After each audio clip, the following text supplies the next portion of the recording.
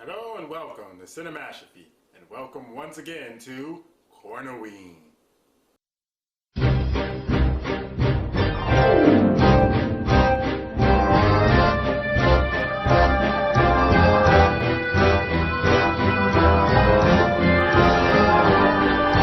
Boys and girls of every age, here is something to fill you with rage. Come with us and you will see. This is a month of Cornoween. This is Cornoween. Nothing is scary to give you a fright. This is Cornoween, everybody punch a screen. Curse and screams and the neighbors call the commissary.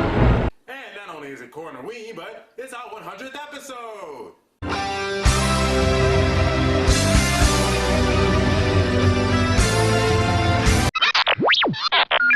It's our 101st episode!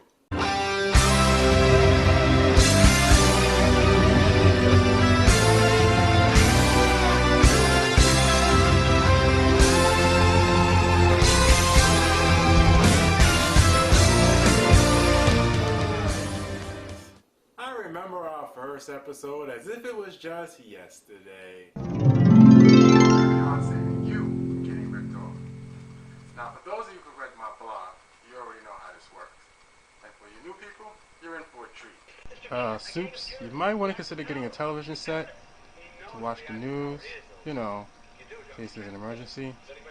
Like these fucking terrorists? I believe this is your floor.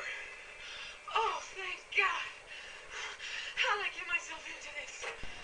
You're an idiot. Sleeping on the job.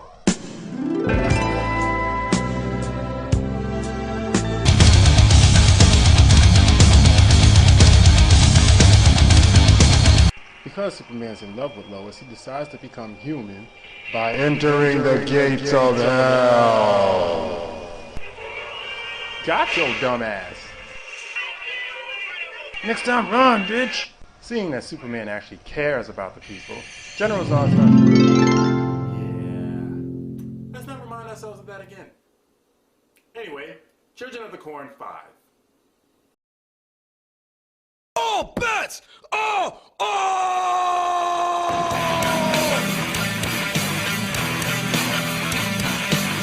All bets are off! All bets are off! What the fuck did you think? What the hell I was going to do? Every time I stand in front of you, so you don't have disrespect. How far can you take that bullshit? Now it's time to get this shit on! Oh, that's wrong! Oh, that's wrong! Oh, that's wrong! Oh, that's wrong!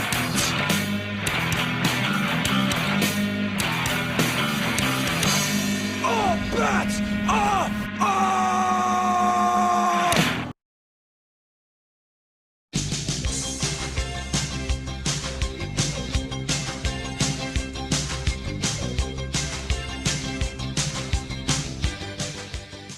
Children of the Corn 5 was released in 1998 and was written and directed by Ethan Wiley, the same man who brought us this.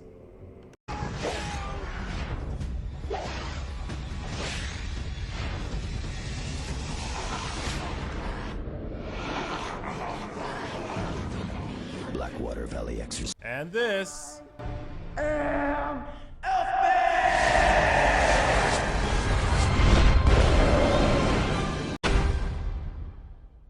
And this. Between sin and redemption.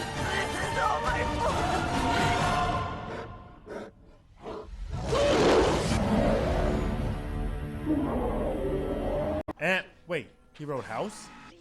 I love that movie. Maybe this won't be so bad after all.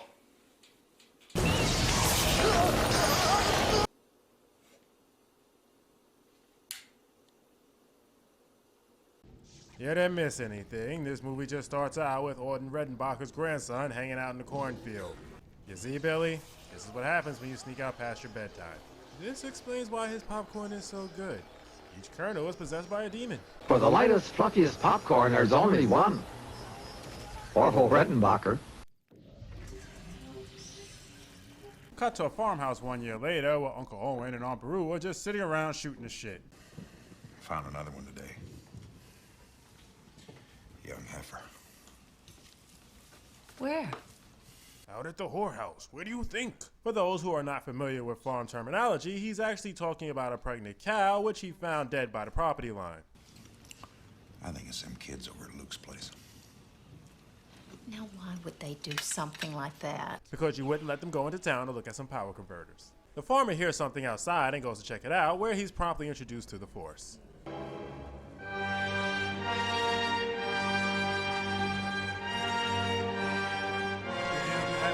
Redenbacher's popping corn!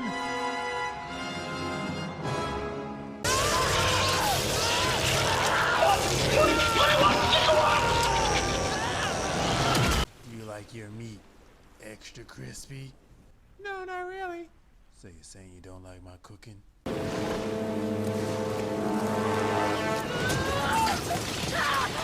Two dicks were driving down the road one day. That wasn't a lead into a joke. There's just really two dicks driving down the road.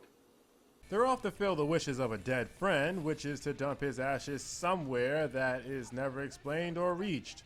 I like turtles. They're putting up these fuck dolls to point to the direction they have to go, which they really wouldn't have to do if they just waited for the other group to follow them, but nope, these guys would rather spend thousands of dollars on inflatable dolls just so they can hang them on road signs. You, sir, are an asshole. Speaking of that other party, they're the ones carrying the ashes. One of them is played by Eva Menendez, and another is played by Alexis Arquette, back when she was known as Robert. And one has to wonder if Alexis' decision to become a woman was partly influenced by her wanting to cut all ties to this movie. Can't say I blame her though, just look what happened to Menendez. Clearly this movie was the cause of her substance abuse. When Dick 1 and Dick 2 get to a gas station, Dick 1 is hanging up another doll, and Dick 2 weighs the nearby cornfield.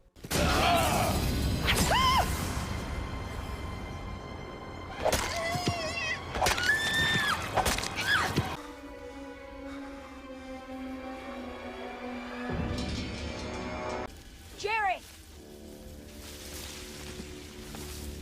Come here.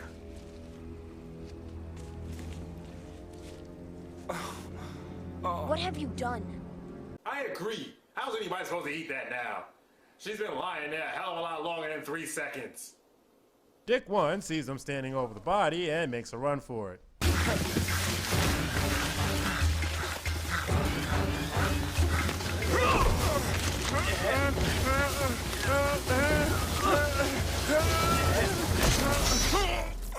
Well, I'm off the fail at writing a feel-good movie. No, seriously.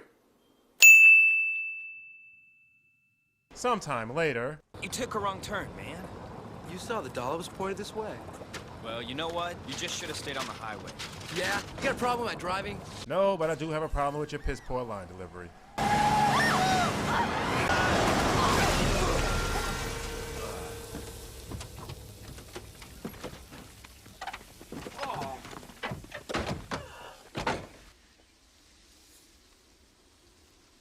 Oh my god. Oh my god, you guys. Kurt's all over me. They notice a strange smell in the air when the children come out and try to persuade them to move along. Well, that's easy. Just tell them that this girl is Angelica's doll Cynthia come to life. That should do it. The kids direct them to the nearest town to get a tow truck, which they find out is out of commission, and that what they're smelling is burnt popcorn from some guy's farm who the town thinks has a bunch of kids working for him who worship he who walks behind the rows. No, really, the movie just throws that out there. Has a bunch of adopted kids working the farm for him.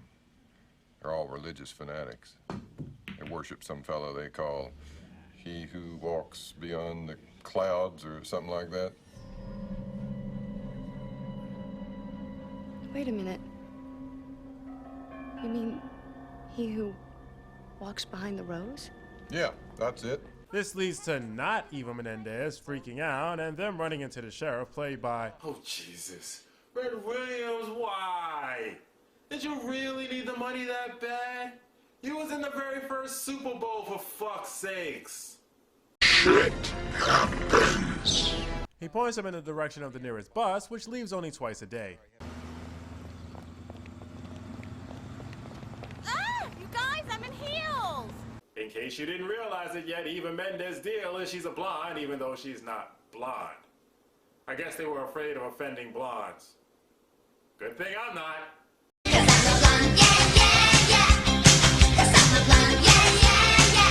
Having missed their bus, they decide to sleep in the car until they can catch the one in the morning, only to find their car set on fire. It's not that great of a car, Greg. Freezing.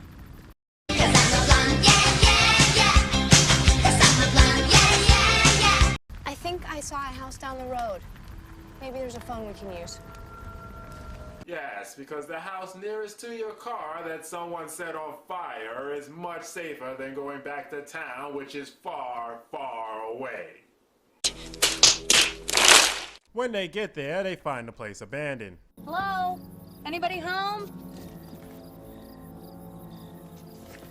Nobody's here. I say we stay here for the night, catch the bus in the morning.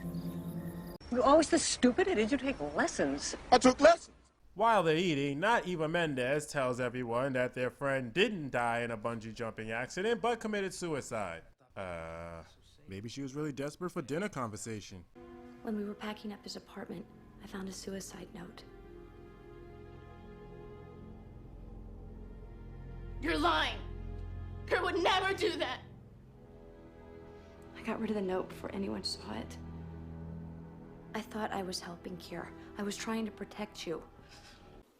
But you're telling them now with no real cause to do so.